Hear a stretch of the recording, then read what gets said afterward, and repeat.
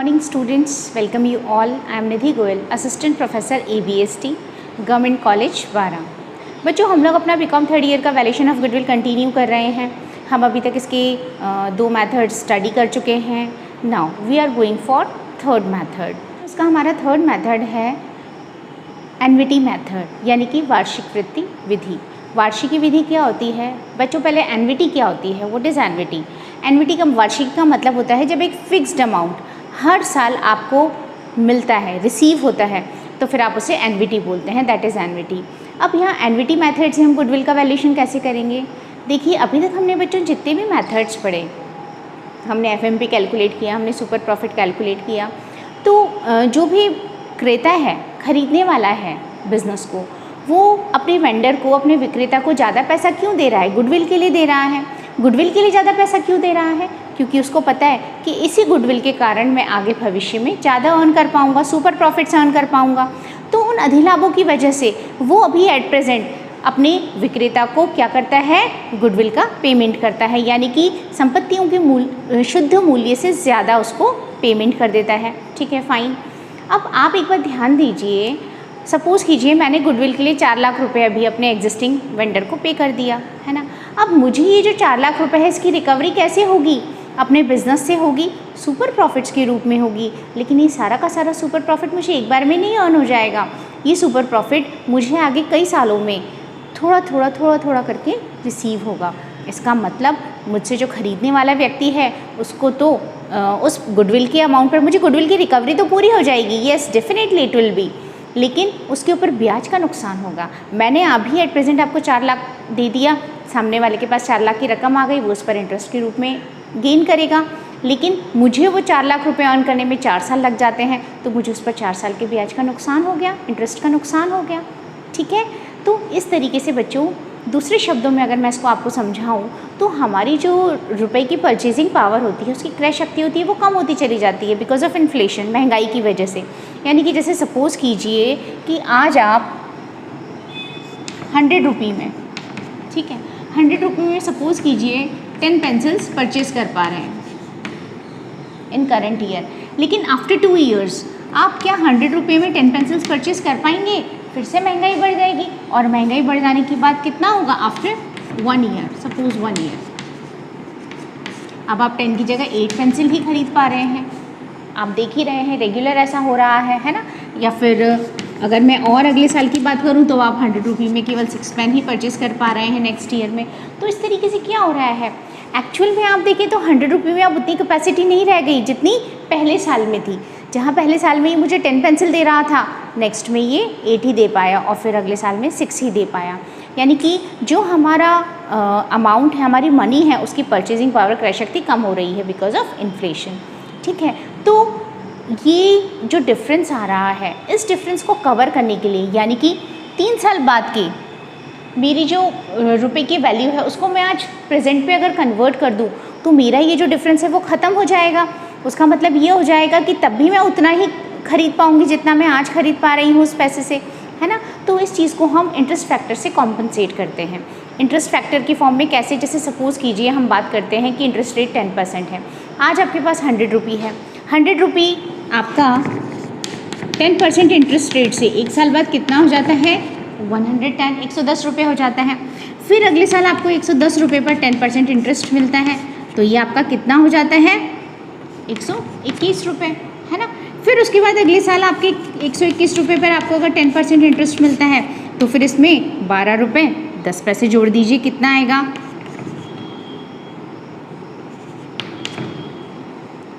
तो इस तरीके से आप देखिए कि 3 साल बाद मेरे जो 100 रुपये हैं वो 133.1 रुपये के बराबर हैं। Is it? आई होप आपको समझ आ रहा है मैं क्या कहना चाह रही हूँ। इसका मतलब ये है कि आज अगर मैं कंपेयर करूँ, मैं अगर ये बात कहती हूँ कि मैं अपने सुपर प्रॉफिट्स को आगे गुडविल की वजह से अर्न कर लूँगी, तो कहीं ना कहीं ऐसी कंडीशन में मेरा जो वेंडर है, विक्रेता है, उसको तो ब्याज का लाभ हो रहा है और मुझे हानि हो रही है। खरीदने वाले को, क्रेता को हानि हो रही है, मेरा अमाउंट तो एक साथ चला गया और बाद में मुझे टुकड़ों में मिलेगा और फिर उसकी परचेजिंग पावर भी कम हो जाएगी। कहने को तो वही, जैसे मैं यहाँ पर बात करूँ, कहने को तो ये 100 रुपये रह गए, लेकिन वास्तव में ये 100 के बराबर वैल्यू नहीं रह जाएगी इसकी 3 साल बाद, उससे कम हो जाएगी इसकी वैल्यू, है ना, क्योंकि इसकी परचेजिंग पावर कम हो गई। तो इसको कॉम्पनसेट करने के लिए हम बात करते हैं इंटरेस्ट फैक्टर की। इंटरेस्ट फैक्टर पहले तो मेथड्स में हमने नहीं पढ़ा, वहाँ पर एक्चुअल में जो गुडविल का वैल्यू आया है वो डिफरेंट है। क्यों? क्योंकि उसमें इंटरेस्ट फैक्टर इंक्लूड नहीं किया गया, तो वहाँ पर वेंडर तो लाभ में है और क्रेता हानि में है। तो उसे कॉम्पनसेट करने के लिए हम एन्युटी मेथड पढ़ते हैं। इसमें हम जो सुपर प्रॉफिट्स का फ्यूचर वैल्यू है उसको प्रेजेंट पे कन्वर्ट करते हैं। We are converting future value of super profits at present. तो उससे क्या होगा, जब हम इन फ्यूचर वैल्यू को प्रेजेंट पे कन्वर्ट करते हैं तो उससे हमारा ये जो प्रॉफिट लॉस वाला है ना, इंटरेस्ट का जो प्रॉफिट या लॉस हो रहा है परचेज़र और वेंडर को, वो डिफरेंस ख़त्म हो जाएगा। इसमें ना उसको प्रॉफिट होगा ना दूसरे को लॉस होगा। ठीक है, तो ये जो प्रेजेंट वैल्यू होती है कैसे कैलकुलेट की जाती है? अगर हम ये मानें कि हमें सुपर प्रॉफिट्स एक फिक्स्ड अमाउंट जो है हर साल मिल रहा है, सपोज़ 3 सालों तक, 5 सालों तक, जितना भी हम लेना चाहते हैं, और एक फिक्स्ड इंटरेस्ट रेट से हमें ये अमाउंट मिल रहा है, तो उसके अकॉर्डिंग हम प्रेजेंट वैल्यू कैलकुलेट करते हैं, उसको सुपर प्रॉफिट से मल्टीप्लाई कर देते हैं, तो हमारी गुडविल का वैल्यूएशन हो जाता है।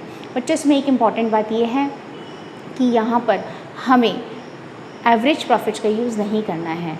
जो हमारा एनवीटी मेथड है वो किस पर एप्लीकेबल होता है? सुपर प्रॉफिट्स पर।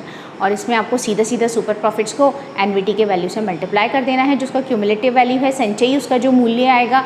इसके लिए आपको टेबल्स दी जाती हैं कि जैसे सपोज़ 3 साल का है तो 3 साल पर इतने ईयर में इसका वैल्यू कितना होगा, आप उस टेबल में देख सकते हैं और उस अकॉर्डिंग आप आंसर कैलकुलेट कर सकते हैं। ठीक है, हमारा थर्ड मेथड था एनवीटी मेथड, वार्षिकी विधि।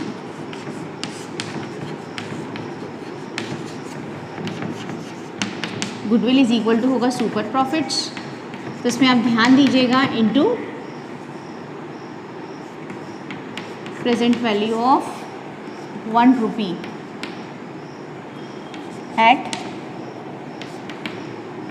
इतना रेट, जो भी इंटरेस्ट रेट दी जाएगी उस पर आपके 1 रुपये का प्रेजेंट वैल्यू इतने पर्टिकुलर ईयर्स के लिए कितना है।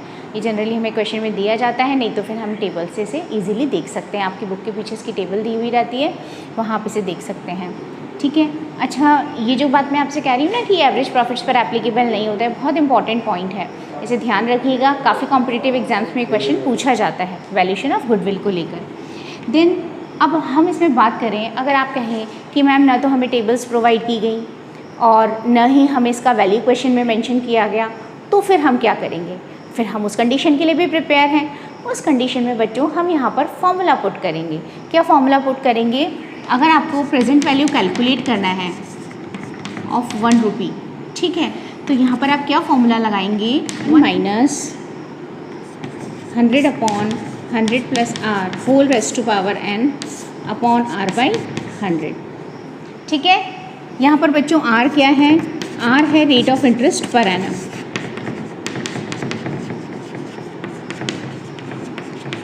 आप इसे रेट ऑफ इंटरेस्ट भी कह सकते हैं या फिर आप इसे नॉर्मल रेट ऑफ रिटर्न भी कह सकते हैं, जिस भी फॉर्म में क्वेश्चन में दिया जाए। एन है नंबर ऑफ ईयर्स, जितने सालों के लिए आप इसे कैलकुलेट करते हैं। बस आपको इसमें वैल्यू पुट कर देना है, जो भी रेट आपको क्वेश्चन में दी जाती है और जितने ईयर्स के लिए दिया जाता है उस अकॉर्डिंग आप इसे सॉल्व कर लेते हैं। ठीक है, तो ये फॉर्मूला आपको लर्न करना है। इसे अगर हम 100 की फॉर्म में न लें तो यहाँ पर आप 1 के % की फॉर्म में भी ले सकते हैं। 1 minus 1 upon 1 plus r divided by r, और ये whole raised to power n। लिख देती हूँ मैं ये फॉर्मूला भी, 1 upon 1 plus r whole raised to power n upon r. दोनों का मतलब सेम ही है, वो 100% की फॉर्म में है और ये इस तरह से है। क्लियर? तो अब हम इस पर बेस्ड एक प्रॉब्लम लेते हैं। देखिए,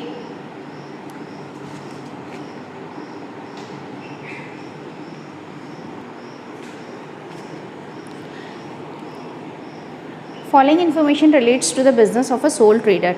एक एकाकी व्यापारी के व्यवसाय से संबंधित निम्न सूचनाएं हैं। ठीक है, कैपिटल एम्प्लॉयड ऑन 1/4/2018 8 लाख रुपए। कैपिटल एम्प्लॉयड इन 31 मार्च 2019 9,60,000 रुपये। ध्यान दीजिए एक साल की शुरुआत की है, एक अंत की है, यानी ओपनिंग एंड क्लोजिंग। ओपनिंग और क्लोजिंग का यूज़ किस में होता है? एवरेज कैलकुलेट करने में। Net trading profits of past 3 years, ठीक है। Reasonable expected return in same type of business, इसी तरह के बिजनेस में हमारी नॉर्मल रेट ऑफ रिटर्न 10% है। Fair remuneration of owner of business for his services is 10,000 रुपये पर एनम। स्वामी का उचित पारिश्रमिक है 10,000 रुपये, ठीक है। Calculate the value of goodwill on the basis of following methods. पहला है परचेज मैथड, दूसरा कैपिटलाइजेशन, तीसरा एन्युटी मैथड। तो हम क्या करें बच्चों, हम यहाँ पे सुपर प्रॉफिट्स और एक्चुअल एवरेज प्रॉफिट्स दोनों कैलकुलेट करने हैं, ठीक है। सबसे पहले एवरेज प्रॉफिट्स कैलकुलेट करें। एक्चुअल एवरेज प्रॉफिट्स ले लीजिए पिछले 3 सालों के, 140 प्लस 120 प्लस 160 डिवाइडेड बाय 3। इसमें कोई इंडिविजुअल एडजस्टमेंट दिख ही नहीं रहा है हमको यहाँ पे, तो एवरेज कितना आ गया इसका? 140 आ जाएगा। देन इसके बाद इसमें से हम लेस कर दें फेयर रेम्यूनरेशन, है ना। उसने हमसे कहा है कि उसके ओनर को फेयर रेम्यूनरेशन मिलना चाहिए। कितना मिलना चाहिए? 10,000 पर एनम। तो माइनस कर दीजिए 10,000 पर एनम, तो 1,30,000 रुपये क्या हो गया हमारा? ये हमारा हो गया एक्चुअल एवरेज प्रॉफिट्स जो हमें कैलकुलेट करना था। दूसरी चीज़ एवरेज कैपिटल एम्प्लॉयड। अब यहाँ पर हमें कुछ करने की ज़रूरत ही नहीं है, ओपनिंग और क्लोजिंग दिया उसका सीधा सीधा एवरेज ले लीजिए। तो ओपनिंग और क्लोजिंग कितना है? Opening capital employed plus closing प्रारंभिक और अंतिम अपॉन 2। ओपनिंग है हमारा 8 lakhs और क्लोजिंग है 9,60,000 डिवाइडेड बाय 2। बस कितना आया देख लीजिए, ये हमारा एवरेज कैपिटल एम्प्लॉयड आ गया। अच्छा बच्चों, अब आप देखिए नॉर्मल प्रॉफिट्स कैलकुलेट करना है। 3rd नंबर पे नॉर्मल प्रॉफिट के लिए हमारा क्या था? Average capital employed multiplied by normal rate of return. सीधे सीधे हमें क्वेश्चन में दिया हुआ है 8,80,000 का 10%, दैट इज़ 88,000 रुपये। ये हमारा आ गया नॉर्मल प्रॉफिट। और अब हमें निकालना है सुपर प्रॉफिट। तो सुपर प्रॉफिट के लिए actual average profit minus normal profit. देखिए हमने एक्चुअल में कितना ज़्यादा कमाया है? 1,30,000 माइनस 88,000, तो ये जो भी आया है ये हमारा क्या आ गया? 42,000। ये हमारा सुपर प्रॉफिट हो गया। बस अब आपको क्या करना है, आपके पास ये भी है, आपके पास सुपर प्रॉफिट भी है। अब आप बस जो भी आपके मेथड्स हैं उन्हें अप्लाई कर दीजिए जो आपसे क्वेश्चन में कहा गया है। जैसे कि फर्स्ट मुझसे कहा गया है ईयर ऑफ परचेज कितने ईयर्स के बेसिस पे? 5 ईयर्स के बेसिस पे उसने कहा है ना। तो फर्स्ट मेथड में मैं अगर गुडविल की बात करूँ तो सुपर प्रॉफिट्स का 5 ईयर की बेसिस पे 2,10,000 रुपये, ये हमारा क्या हो गया? फर्स्ट मेथड हो गया, ठीक है। सेकेंड में उसने हमसे कहा है सुपर प्रॉफिट्स का कैपिटलाइजेशन करना है, कर दीजिए। सुपर प्रॉफिट्स वही हमारे 42,000 into 100 by NRR। NRR is 10%, तो दैट इज़ 4,20,000। देखिए कितना डिफरेंस आ रहा है दोनों मेथड्स में। दोनों मेथड से अगर हम गुडविल कैलकुलेट करते हैं तो there is lot of difference between them, ठीक है। फिर हमारा थर्ड मेथड आता है एनविटी। एनविटी में हमसे क्या कहा गया है? हमसे 5 ईयर्स के बेसिस पर कहा गया है ना। कितना बोला है उसने हमसे? On the basis of एनविटी of 5 years purchase of super profits. तो इसके लिए पहले तो हम क्या करें? प्रेजेंट वैल्यू कैलकुलेट करें, ठीक है। Present value of ₹1 at the rate of 10% for 5 years. 5 सालों के लिए ₹1 का 10% ब्याज की दर पर वर्तमान मूल्य। क्योंकि रेट ऑफ इंटरेस्ट अलग नहीं दी है तो हम नॉर्मल रेट ऑफ रिटर्न को ही रेट ऑफ इंटरेस्ट कंसिडर कर लेंगे। हमारा फॉर्मूला क्या था बच्चों? 1 minus 1/1 plus r whole raised to power n upon r, ठीक है ना। आप इसे 100 से भी कर सकते हैं और 1 से भी कर सकते हैं। 1 माइनस 1/1 प्लस रेट हमारी 10% है, 10% का मतलब 0.1 ईयर्स हैं 5 डिवाइडेड बाय 0.1 से सॉल्व कर लीजिए। जो भी आ रहा है 1/1.1 whole raise to power 5 upon 0.1। ये तो आपको पता है कि जब डिवाइड करते हैं तो पहले जो ऊपर वाली टर्म है ये ऊपर का ऊपर पहले वो सॉल्व होगी, देन उसके बाद उसे हम 0.1 से डिवाइड कर देंगे। कैलकुलेटर से इसे सॉल्व कर लीजिए। 1 डिवाइडेड बाय 1.1, इसको 5 टाइम्स मल्टीप्लाई करेंगे। पावर 5 का मतलब 5 टाइम्स मल्टीप्लाई कर लीजिए। जो भी आया उसे 1 में से माइनस कर देंगे डिवाइडेड बाय 0.1। तो उसका हमारा कितना आएगा? ये आया हमारा 3.791। ये हमारा आएगा बच्चों 3.791। बस अब हमें क्या करना है, हमें सुपर प्रॉफिट को इससे मल्टीप्लाई कर देना है, हमारी गुडविल आ जाएगी। तो हमारी गुडविल हो जाएगी सुपर प्रॉफिट्स 42,000 मल्टीप्लाई बाय 3.791। बच्चों आपके पास चूँकि कैलकुलेटर की आपकी फैसिलिटी है इसलिए आपको डेसिमल के बाद 3 और 4 फिगर्स तक वैल्यू लेना है ना। आप ये मत कीजिएगा कि बस डेसिमल के बाद 2 फिगर्स ले लिए एंड सो ऑन, ऐसा नहीं करना है हमको। 159 ये हमारी इस मेथड में गुडविल आई। अब आप ध्यान दीजिए तीनों मेथड्स में कितना वेरिएशन है। फर्स्ट मेथड 5 ईयर परचेज के बेसिस पे 2,10,000। सेकेंड ईयर में गुडविल हमारी आई है 4,20,000। मतलब आप कितना ज़्यादा पे कर रहे हैं कैपिटलाइजेशन के बेसिस पर। और इस मेथड में हमारी गुडविल आई है 159,222। आप इसमें गुडविल का कम पेमेंट कर रहे हैं, इसका मतलब आपने जो इंटरेस्ट है उसको ऑफसेट कर दिया, उसको कॉम्पनसेट कर लिया आप इसमें, और इस तरीके से आप लॉसेस से बच जाएंगे। तो सबसे अच्छा और सबसे साइंटिफिक मेथड एनवीटी को ही माना जाता है। तो आई होप आपको क्लियर हो गया तीनों मेथड से हम इसे कैलकुलेट कैसे कर सकते हैं। सिंपल सा है, बस आपको इसमें ये फॉर्मूला लर्न करना है। अगर आपको ज़रूरत पड़े तो आप इसमें प्रेजेंट वैल्यू कैलकुलेट कर सकें।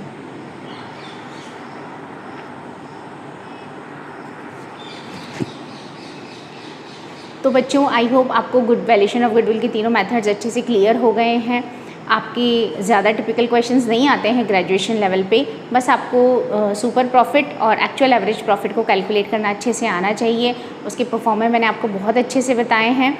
आपको सुपर प्रॉफिट्स में एवरेज कैपिटल एम्प्लॉयड का अच्छे से ध्यान रखना है, और एवरेज प्रॉफिट जब आप कैलकुलेट करते हैं तो उसमें प्रॉफिट्स में जो भी एडजस्टमेंट्स हैं उनको आपको अच्छे से ध्यान रखना है, एंड देन आपका ये चैप्टर कंप्लीट हो जाता है। तो इस तरीके से गुडविल का वैल्यूएशन किया जाता है।